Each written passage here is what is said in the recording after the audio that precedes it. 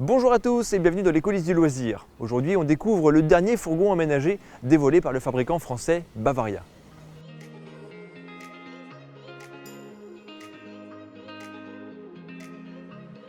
Il s'agit du Bavaria K633M. En fait, il a déjà été dévoilé il y a pas mal de temps, mais son arrivée sur les parcs s'est fait attendre.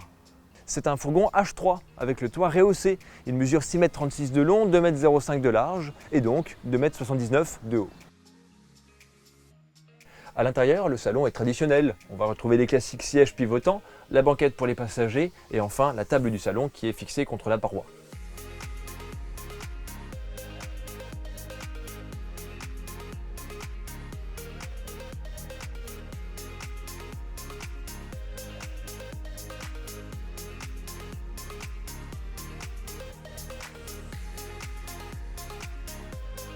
En revanche, ce qui se remarque immédiatement, c'est la hauteur sous plafond.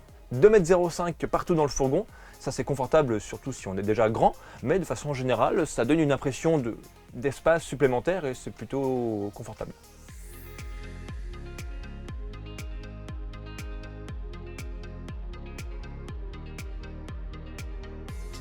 Ensuite, si on se penche du côté de la cuisine, elle est classique elle aussi, avec une plaque de cuisson à 2 feux combinée avec l'évier, ce qui permet aux éventuels débordements de rejoindre l'évacuation principale.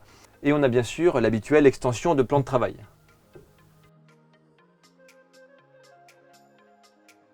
Juste à côté, il y a une colonne avec le frigo qui est placé à hauteur. Il a une contenance de 90 litres et fonctionne par compression. En dessous, c'est un placard qui peut aussi se transformer en penderie si besoin. Et au-dessus, encore un placard. Et oui, le fait d'avoir un toit rehaussé permet d'augmenter le volume de rangement, ce qui fait que tous les meubles hauts vont avoir une capacité un peu plus forte que la moyenne.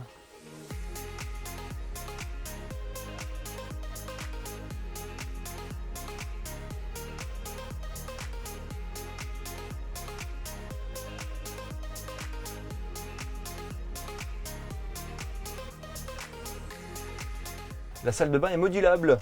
Le WC peut se rétracter pour laisser place au lavabo. Et puis si jamais j'ai besoin de prendre la douche, je n'ai qu'à le relever. Toutes les parois sont protégées contre les projections d'eau, donc il n'y a plus qu'à.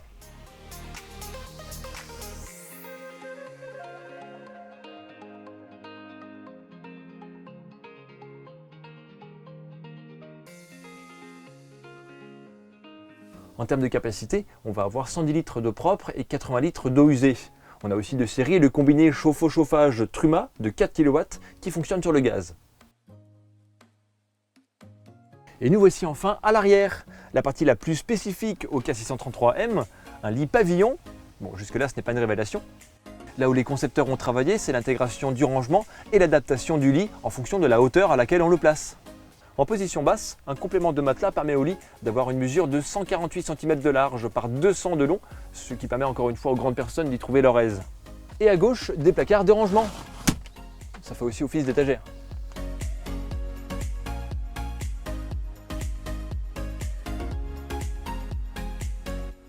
À ce niveau, on profite d'une soute profonde mais avec une hauteur modeste. Si on souhaite y loger plein de choses, par exemple des vélos, eh bien il faudra lever le lit à sa position supérieure.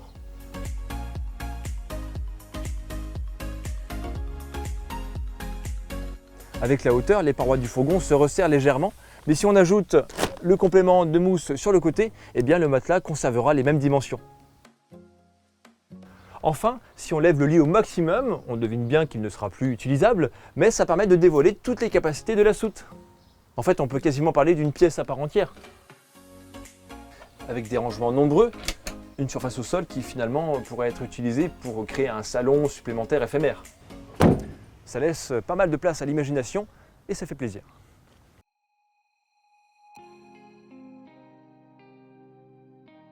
Au tableau de bord, l'esthétique est supérieure. On a le volant multifonction avec les gainages en cuir, les compteurs numériques, et puis bien sûr cet écran central de 10 pouces qui permet de profiter pleinement des fonctionnalités intégrées, telles que le GPS, l'autoradio ou encore la caméra de recul.